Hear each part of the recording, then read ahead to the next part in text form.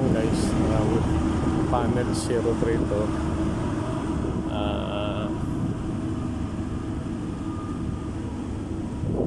600 siya.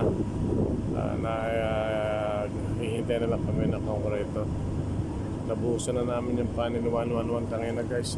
Hindi ko naman na-video at busy naman. Kaya ito ngayon, ready na to. Hihintay na lang namin yung concreto. Night shift na magpapatuloy na to guys. Panel 03 to. 600, 10 meters lang ang lalim nito guys. 10 meters lang. Mabilis na ito, mga apat na truck lang ito guys. Kung kulangin mo ng konti, mga 2 meter, 2 cubic meter o 1 cubic meter lang mga ganun.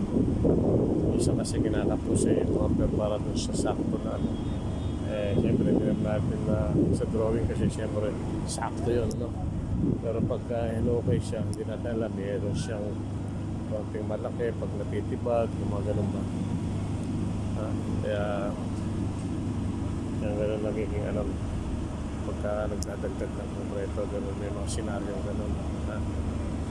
Yan, kung mapapansin nyo, nag-recycle muna namin yung bentonite para hindi magkara sedimentation.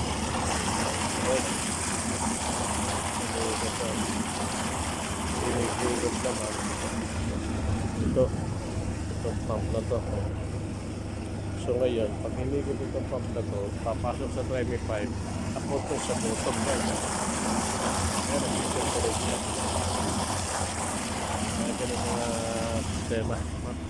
Ayan, yung ano, dire-diretso yung agos nung ano, magbento na ito. Nagsisirculate talaga siya. Kaya hindi siya magkakaroon ng sedimentation guys. Yan guys, sa panel 03 to 600. Last panel na to sa 600 guys. So matatapos na natin yung tapos na yung 600. Matatapos na natin yung gabi 600. So sa Lunes ulit 1,000. Labindalawa na lang yung 1,000. Malapit na rin matapos guys. Kaya konting kembot na lang matatapos na natin itong trabaho natin guys. Dito na tayo from mall. So dire-diretso naman tayo sa tirat pagkano.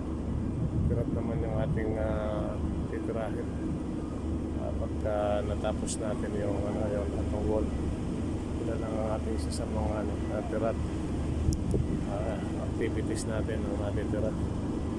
Kaya taste lang ng konti, medyo mahirap pag matrabaho yung ano.